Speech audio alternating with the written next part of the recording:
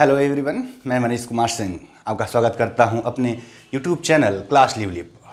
ठीक है, चलिए हम इतिहास की एक प्रश्नोत्तरी की श्रृंखला शुरू कर रहे थे जो सभी एग्जामों के लिए ज़रूरी थी और आने वाले सभी एग्जामों के लिए जो बहुत महत्वपूर्ण है भी। ठीक है, इनमें हम उन क्वेश्चनों को शामिल करते हैं जो पहले आ चुके हैं तथा जिनके आने की बहुत संभावना है। ठीक है, तो पिछली क्लास में हमने महाजनपद काल के बारे में तो जान लिया था। अब उसके आगे बढ़ते हैं क्या, मौर्य काल व मौर्योत्तर काल। मौर्य काल का एक छोटा सा परिचय जान लीजिए। मौर्य काल, नंद वंश की समाप्ति हुई तो मौर्य काल की शुरुआत हुई 322 ईसा पूर्व से 185 ईसा पूर्व तक। 322 में चंद्रगुप्त था और अंतिम 185 पे कौन था? बृहद्रथ था। ठीक है, संस्थापक चंद्रगुप्त मौर्य 322 से 298 ईसा पूर्व। ठीक, उसके बाद उसका पुत्र कौन? बिंदुसार 298 ईसा पूर्व से 273 ईसा पूर्व। फिर अशोक 273 से 232 ईसा पूर्व। ठीक है, क्लियर हो रहा होगा। ठीक है, उसके बाद मौर्योत्तर काल 185 से 275, जब तक कि गुप्त वंश की शुरुआत नहीं हो जाती है। 275 में गुप्त वंश की शुरुआत हो गई, इसीलिए तब तक हम मानते हैं मौर्योत्तर काल। इस काल में जहां शुंग वंश यानी प्रथम ब्राह्मण वंश आया, ठीक है, फिर आंध्र सातवाहन, विदेशी आक्रमण यानी कई सारे हिंद यवन आए, शक आए, कुषाण आए, पहलव आए, पार्थियन आए। ठीक है, ये सारे विदेशी आक्रमण इसी दौरान हो रहे हैं। ठीक है, हम अब इसी पर आधारित एक प्रश्नोत्तरी की कुछ प्रश्नों का एक श्रृंखला, ठीक है, इस आज की क्लास में डिस्कस करेंगे। ठीक है, तो चलिए शुरुआत करते हैं। ठीक है, इसको मैं रब कर दे रहा हूं। ठीक, इसके बाद शुरू करते हैं अपने पहले क्वेश्चन से।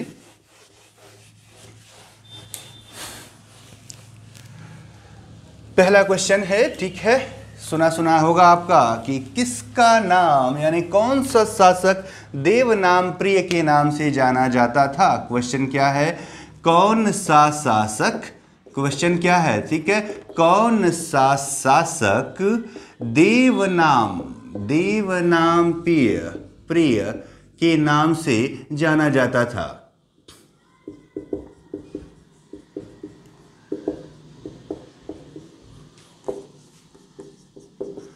ठीक है, तो जल्दी से उत्तर बता दीजिए। तो ठीक है, जल्दी से कमेंट बॉक्स में वो लिख के उत्तर बताएं, क्या उत्तर होगा। ठीक है, उत्तर कौन है? अशोक महान। उत्तर कौन है? अशोक। ठीक है, याद रखिए इतिहास सिर्फ दो ही योद्धाओं को महान की उपाधि देता है। कौन कौन से? एक अशोक और दूसरा कौन सा? अकबर। एक अशोक और दूसरा कौन सा? अकबर। बाकी अन्य किसी भी राजा को महान की उपाधि नहीं, क्योंकि ये वो राजा हुए जिन्होंने सहिष्णुता की नीति अपनाई। किसकी नीति अपनाई? सहिष्णुता की नीति अपनाई और उसे जो है अपने राज का यानी संचालन में अपनाया, जिसकी वजह से ये महान कहे गए। कौन महान कहा गया? अशोक और ठीक दूसरा कौन? अकबर महान जैसे लोग। ठीक है, चलिए अगला देखते हैं। अगला क्या है हमारा? अगला क्वेश्चन, ठीक, क्वेश्चन नंबर 2। क्वेश्चन नंबर 2 क्या है? चाणक्य के बचपन का नाम क्या था? चाणक्य के बचपन का नाम, ठीक, जल्दी से बता दो तो। ठीक है, जल्दी से बताइए तो, चाणक्य के बचपन का नाम क्या था? ठीक है, चाणक्य के बचपन का नाम क्या था? जल्दी से बता दीजिए।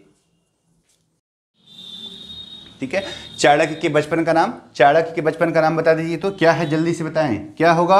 विष्णुगुप्त। ठीक, बिल्कुल ठीक। कौन सा? विष्णुगुप्त। चाणक्य के और नाम भी क्या है? कौटिल्य भी कहा गया। क्या कहा इन्हें गया? कौटिल्य भी कहा गया है। ठीक है, और क्या कहा गया है? अजेय भी कहा गया। क्या कहा गया है? अजेय भी कहा गया है। और क्या कहा गया है? पच्छिल स्वामी भी कहा गया है। क्या कहा गया है? पच्छिल स्वामी।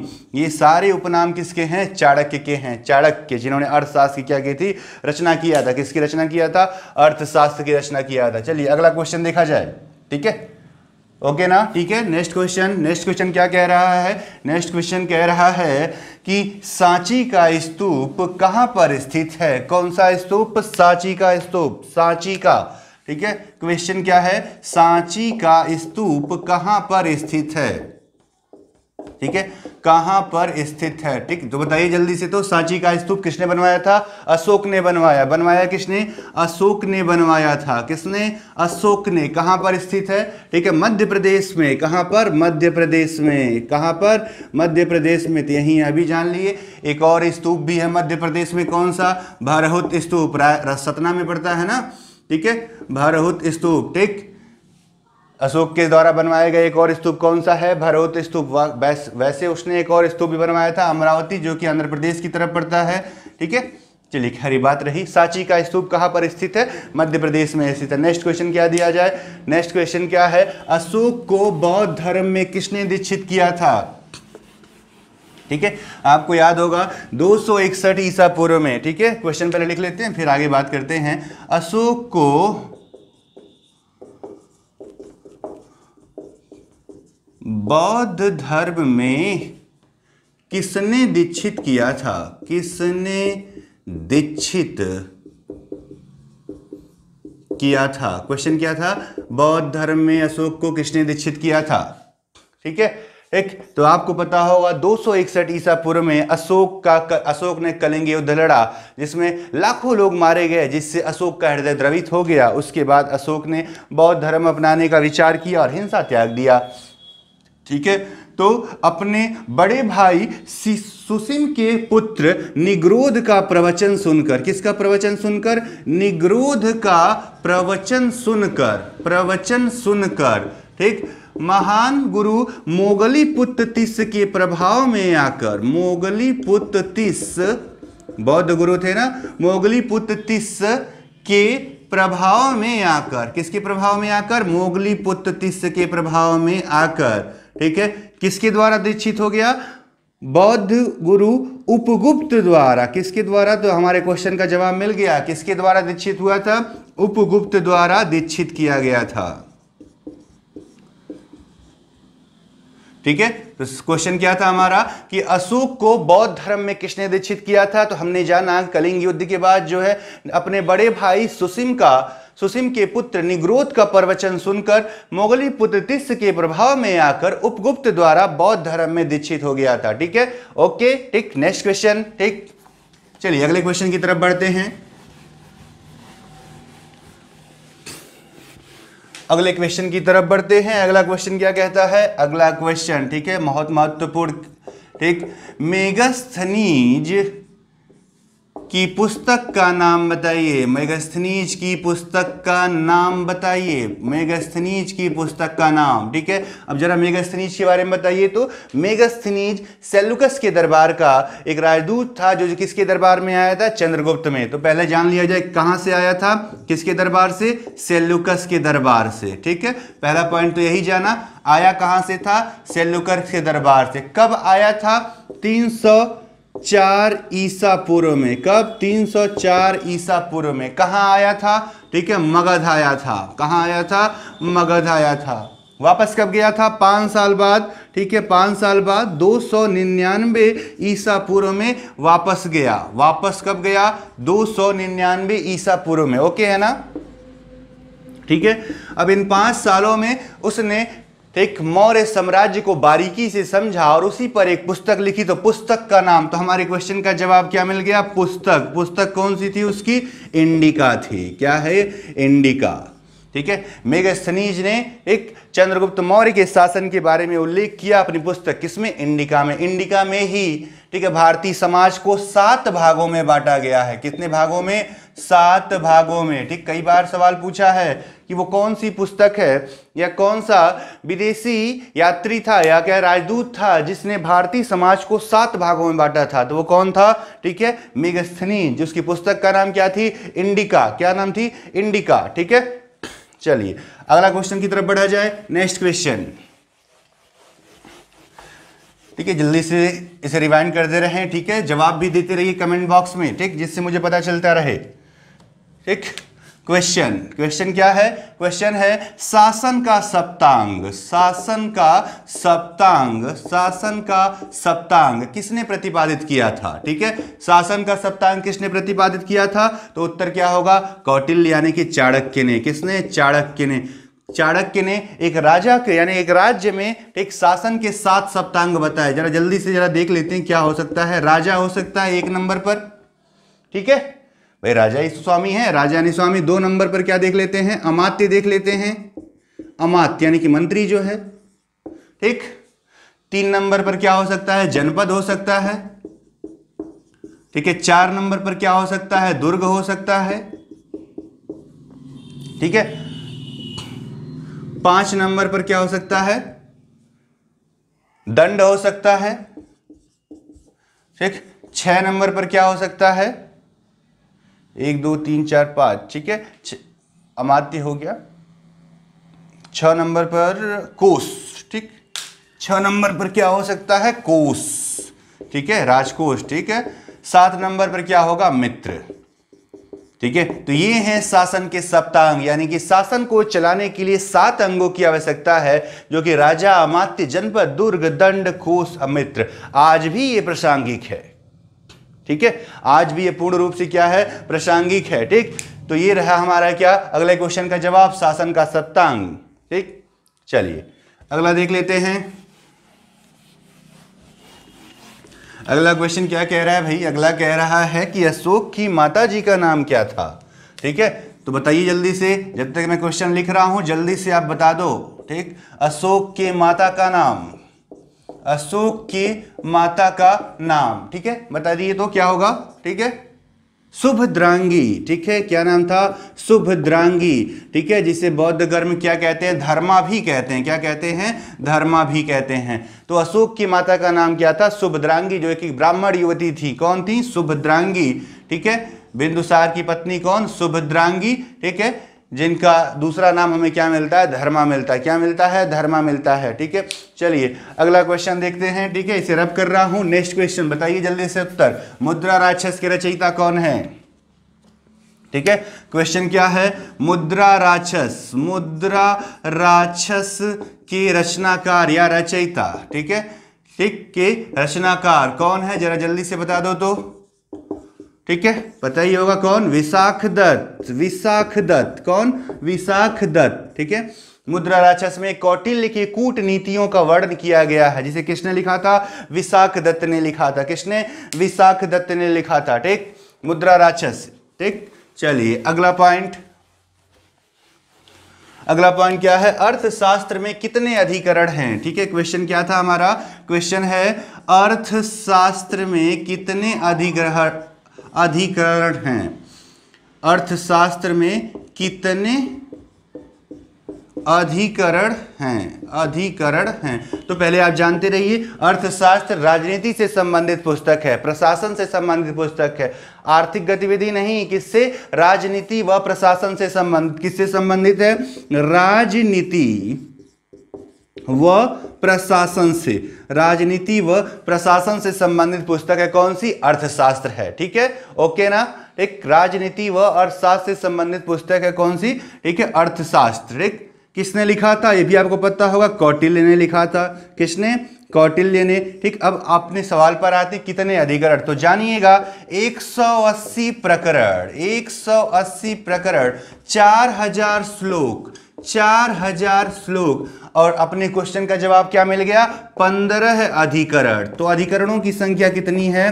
15 अधिकरण। ठीक, तो अर्थशास्त्र में कुल 15 अधिकरण। ठीक, कुल कितने? 15 अधिकरण, 180 प्रकरण और 4000 श्लोक है। ठीक है, जिसमें प्रथम 6 की विधि जो है थोड़ी सी अलग मिलती है, बाकी सब सामान्य है। ठीक है, चलिए तो ये सवाल भी हो गया कि अर्थशास्त्र में कितने प्रकरण। ठीक है, तो हमने जाना, ठीक है, 180 प्रकरण, 4000 श्लोक, 15 अधिकरण। ओके है ना। चलिए ठीक है, अगला एक सवाल देखते हैं, महत्वपूर्ण सवाल। निम्न में से, ठीक है, ध्यान दीजिएगा, निम्न में से किस राज्य में अशोक के अभिलेख नहीं मिले हैं? अशोक के, ठीक, वृहद शिलालेख नहीं मिले हैं, वृहद शिलालेख नहीं मिले हैं। ठीक है, ऑप्शन लिख दूं जल्दी से। ठीक है, तो ऑप्शन 1 में लिख लिया जाए, ठीक है, उत्तराखंड, उत्तराखंड। ठीक है, तो ऑप्शन 2 में लिख लिया जाए महाराष्ट्र, महाराष्ट्र। ठीक है, ऑप्शन 3 में लिख लिया जाए। ठीक है, ऑप्शन 3 में क्या लिख लें? ऑप्शन 3 में लिख लेते हैं किसके बारे में? ठीक है, गुजरात। क्या? गुजरात। ठीक है, ऑप्शन 4 में क्या लिख लेंगे? ऑप्शन 4 में लिख लेंगे हम, ठीक है, मध्य प्रदेश। क्या लिख लेंगे? मध्य प्रदेश लिखेंगे। क्या लिखेंगे? मध्य प्रदेश लिखेंगे, मध्य प्रदेश। ठीक है, तो जवाब क्या होगा? उत्तराखंड में भी है, महाराष्ट्र में भी है, गुजरात में भी है। ठीक है, गिरनार है, इधर सुपारा है, इधर कालसी है। मध्य प्रदेश में कोई भी बृहद शिलालेख नहीं है। तो जवाब हमारा सही क्या होगा? ठीक, मध्य प्रदेश। सही जवाब हमारा क्या है? मध्य प्रदेश है। ठीक है, अगला क्वेश्चन देखते हैं। अगला क्वेश्चन क्या कह रहा है? ठीक है, कि अशोक का प्रधानमंत्री कौन था? ठीक है,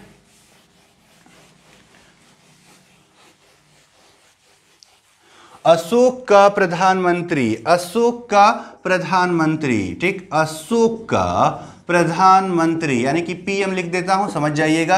तो अशोक का पीएम कौन था? राधा गुप्त जी थे। कौन थे? राधा गुप्त। तो यहीं पर यह भी जान लीजिए कि चंद्रगुप्त का सीएम, चंद्रगुप्त का पीएम कौन था? प्रधानमंत्री उनका। ठीक है, तो वो थे कौन? चाणक्य ही थे। कौन थे? चाणक्य थे। ठीक, और बिंदुसार का कुछ समय तक तो चाणक्य रहे, बाद में महाखुल्लाटक, महाखुल्लाटक, महाखुल्लाटक। ठीक है, तो चलिए ये बात तो है कि क्या अशोक का प्रधानमंत्री कौन था? अशोक का प्रधानमंत्री राधागुप्त, चंद्रगुप्त का प्रधानमंत्री चाणक्य और बिंदुसार का प्रधानमंत्री महाखुल्लाटक थे। कौन थे? महाखुल्लाटक थे। अगला सवाल यह है कि यवन प्रिय किसे कहा गया है? यवन प्रिय किसे कहा गया है? यवन प्रिय किसे कहा गया है? ठीक है, यानी कि यवनों को जो सबसे ज्यादा प्रिय क्या थी? तो काली मिर्च। क्या थी? काली मिर्च को क्या कहा गया है? यवन प्रिय कहा गया है। ठीक है, काली मिर्च को यवन प्रिय कहा गया है। यवनिका शब्द भी यवनों के आगमन से हुआ। ठीक है, अगला क्वेश्चन भी देखते हैं। स्वर्ण सिक्के भारत में, यानी भारत में स्वर्ण सिक्के किसने चलाए? स्वर्ण सिक्के किसने चलाए? ठीक है, स्वर्ण सिक्के किसने चलाए? ठीक, तो किसने चलाए थे? सबसे पहले हिंद यवनों ने, इंडो ग्रीक्स ने। किसने?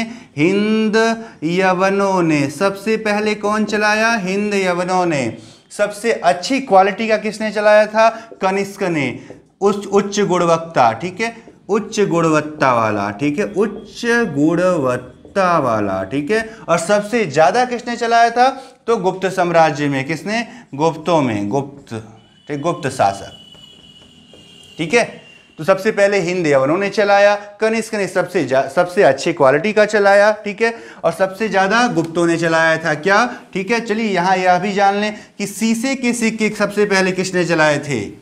ठीक है, शीशे के सिक्के सबसे पहले किसने चलाए थे? ठीक, सवाल क्या था? शीशे के सिक्के, शीशे के सिक्के। ठीक है, तो जल्दी से अंदर बता दीजिए कौन होगा? आंध्र सातवाहन, आंध्र सातवाहन वंश, आंध्र सातवाहन। इन्होंने सबसे पहले क्या चलाया था? शीशे के सिक्के चलाया था। ठीक, अगला सवाल देख लेते हैं। अगला क्वेश्चन क्या है? कनिष्क की राजधानी क्या थी? ठीक है, पता ही होगा आपको, जल्दी से बता दो। तो कनिष्क की राजधानी, कनिष्क की राजधानी बता दीजिए जल्दी से। कनिष्क की राजधानी क्या थी? कनिष्क की राजधानी पुरुषपुर और पेशावर। ठीक है, क्या राजधानी क्या रही? पुरुषपुर उर्फ क्या कह दिया जाए? पेशावर। पुरुषपुर उर्फ पेशावर। ठीक, वैसे दूसरी राजधानी भी एक थी इसकी। कौन सी दूसरी राजधानी? कौन? दूसरी राजधानी उत्तर प्रदेश का मथुरा। कौन सा था? मथुरा था, मथुरा। कनिष्क कुषाण वंश का तीसरा शासक। ठीक है, ठीक है, हमको पता है कुजुलकुडफेसिस, फिर विमकटफेसिस, फिर उसके बाद कनिष्क। कनिष्क ही इस वंश का सबसे महान शासक हुआ। या ये भी कह सकते हैं कि प्रथम शताब्दी का सबसे महान योद्धा अगर कोई हुआ तो वो कनिष्क।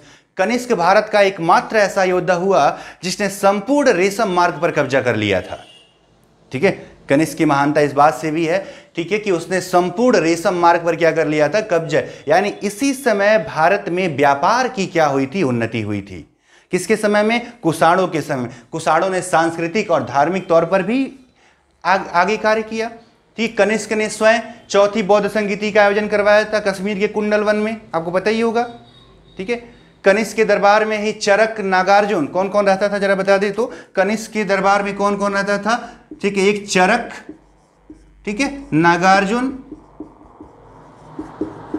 ठीक है, वसुमित्र, ठीक, अश्वघोष जैसे महान विद्वान भी रहा करते थे। ठीक। अश्वघोष वसुमित्र जो है, ठीक है, ये लोग ही चौथे बौद्ध संगीति में अध्यक्षता व उपाध्यक्षता किया था। नागार्जुन जिन्हें हम भारत का आइंस्टीन कहते हैं, शून्यवाद के जनक। चरक, चरक संहिता यानी आयुर्वेद के जनक माने जाते हैं। कौन? चरक, ठीक है। ये सारे लोग किसके दरबार में रहते थे? तो ये सब के सब किसके दरबार में? कनिष्क, यानी कनिष्क का इस मामले में भी यानी सांस्कृतिक मामले में भी, ठीक है, वह उच्च था। कनिष्क के काल में ही एक और सवाल यहीं पर बनता है कि मथुरा कला और गांधार कला शैली का सर्वोत्तम विकास किसके समय में हुआ? क्वेश्चन क्या बन गया कि मथुरा कला, ठीक है, क्वेश्चन बना है मथुरा कला किस चीज की कला? मूर्ति की कला। मथुरा कला व गांधार शैली का विकास किसके समय में हुआ? का विकास किसके समय में हुआ? किसके समय में, ठीक है, किसके समय में, ठीक है। तो उत्तर क्या लिख लिया जाए? ठीक है, तो कुषाण वंश यानी कि कनिष्क का वो शासक था, ठीक है। कौन? कनिष्क, ठीक। वंश कौन सा है इसका? कुषाण वंश है, कुषाण वंश, ठीक। कुषाणों के समय में ही, ठीक है, ठीक, मथुरा कला शैली व गांधार कला शैली यानी मूर्ति कला की दो शैलियों का विकास हुआ और इसी के द्वारा भारत में पहली मूर्ति बनी, बुद्ध की बनी थी। किसकी बनी? बुद्ध की। यानी कि एक तरह से मूर्ति पूजा का प्रारंभ जो है, ठीक है, चला आ रहा था, लेकिन मूर्ति के रूप में जिसने मूर्ति पूजा का विरोध किया था, कौन?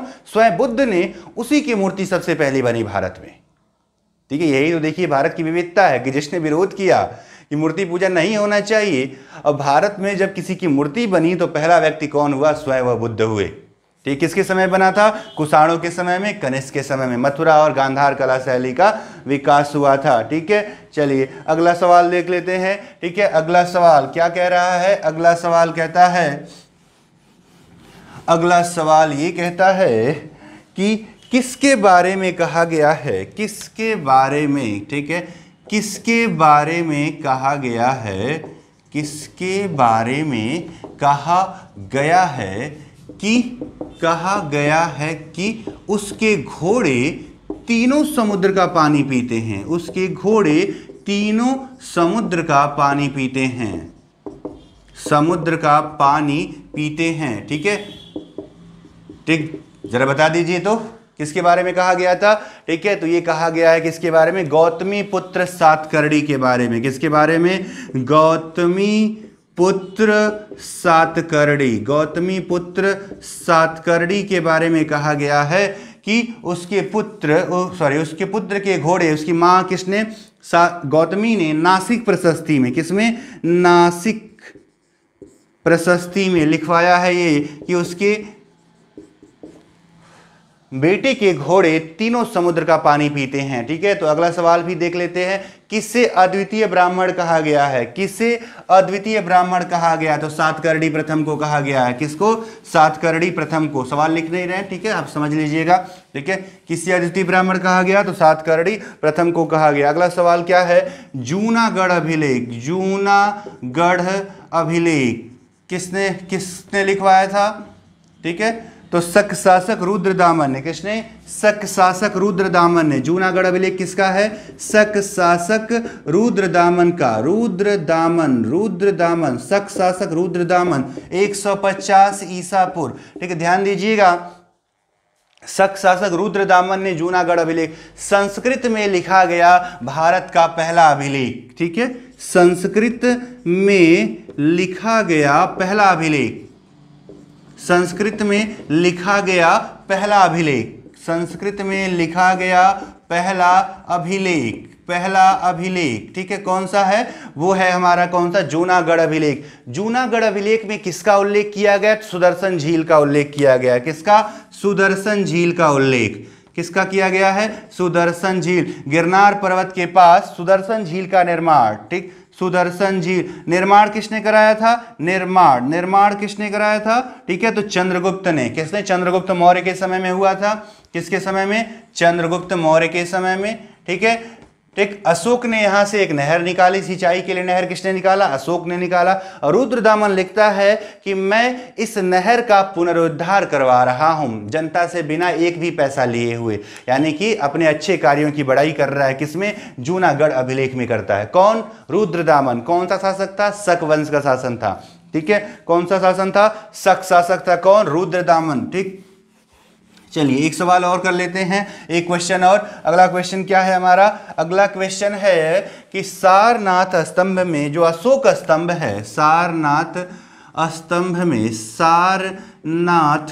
स्तंभ में कुल कितने जानवर हैं? सारनाथ स्तंभ में कुल कितने जानवर हैं? कुल कितने पशु? ठीक है, कुल कितने पशु?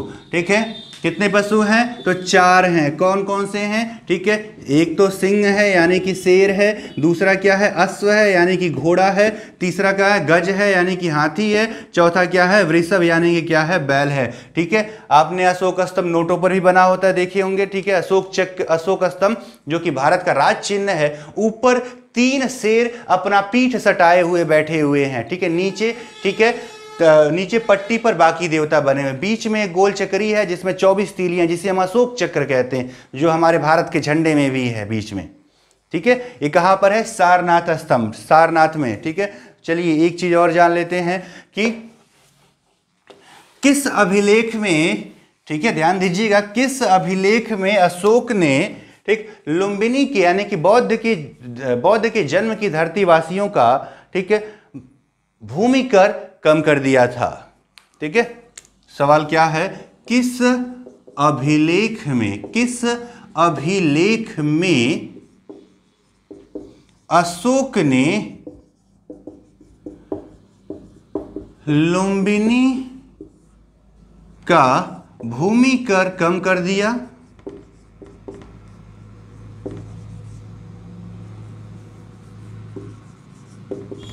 भूमि कर कम कर दिया। ठीक, भूमि कर कम कर दिया। ठीक, सवाल समझ में आ गया? ठीक है, तो जवाब क्या होगा? रुम्मनदेई अभिलेख। ठीक है, अपने राज्य अभिषेक की 20वें वर्ष जब यात्रा करता है, ठीक, कौन सा? रुम्मनदेई अभिलेख। इसमें वह कहता है कि लुम्बिनी वासी धन्य है क्योंकि उनके यहाँ कौन जन्मा था? बुद्ध जन्मे थे। ठीक, अतः उनका भूमि कर 1/6 से घटाकर 1/8 कर दिया जाता है, जबकि जो बलि अर्थात धार्मिक कर को माफ कर दिया जाता है। भूमि कर को भाग कहा गया है, धार्मिक कर को बलि कहा गया है। ठीक है, ठीक है, ओके है ना? ठीक है, तो आज हमने जाना वो क्वेश्चंस जो मौर्य काल व मौर्योत्तर काल से एग्जामों में आ सकते हैं, उनके बारे में जाना। ठीक है, बहुत ही महत्वपूर्ण है। ध्यान से क्वेश्चन वाइज लाइव की तरह लीजिए और जवाब भी देते रहिए। ठीक है, यदि पसंद आए तो वीडियो को लाइक करिएगा, ज़्यादा से ज़्यादा लोगों तक पहुंचाइए। ठीक है, धन्यवाद। ठीक, आज के लिए बस इतना है।